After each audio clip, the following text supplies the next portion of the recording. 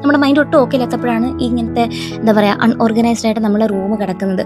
അപ്പം ശരിക്കും പറഞ്ഞാൽ നമ്മുടെ മൈൻഡിനെ ഒന്ന് ക്ലിയർ ചെയ്യാനായിട്ട് ഈ ഒരു പ്രോസസ്സ് ഭയങ്കരമായിട്ട് ഹെൽപ്പ് ചെയ്യുന്ന പോലെ എനിക്ക് പേഴ്സണലി ഫീൽ ചെയ്തിട്ടുണ്ട്.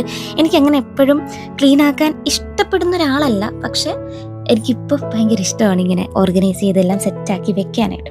ഈ ഓർഗനൈസേഴ്സിൻ്റെ ഒക്കെ ലിങ്ക് ഞാൻ കൊടുത്തേക്കാട്ട്. ഇത് ഭയങ്കര യൂസ്ഫുൾ ആണ് ആൻഡ് ഭയങ്കര അഫോർഡബിളും ആണ്.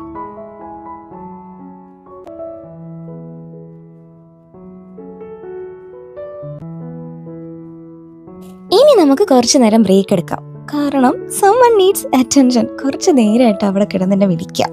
ഞാൻ എടുത്തു കഴിഞ്ഞപ്പോൾ ഉണ്ടല്ലോ കുറച്ച് നേരം ഭയങ്കരമായിട്ട് ഇങ്ങനെ ഒട്ടിച്ചേർന്ന് ഇരിക്കുക. ഇനി കുറച്ച് കഴിയുമ്പോഴത്തേക്ക് കൊടുത്തിട്ട് തുടങ്ങും കേട്ടോ. ഞങ്ങൾ തമ്മിലുള്ള സ്നേഹം അങ്ങനെ സിബ്ലിംഗ് ക്യാറ്റ് പോലെയാണെന്ന് തോന്നുന്നു എന്നെ കുഞ്ഞി കാണുന്നത്.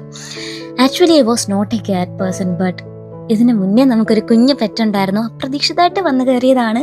She made me truly a cat person and I really love this cute fur ball now.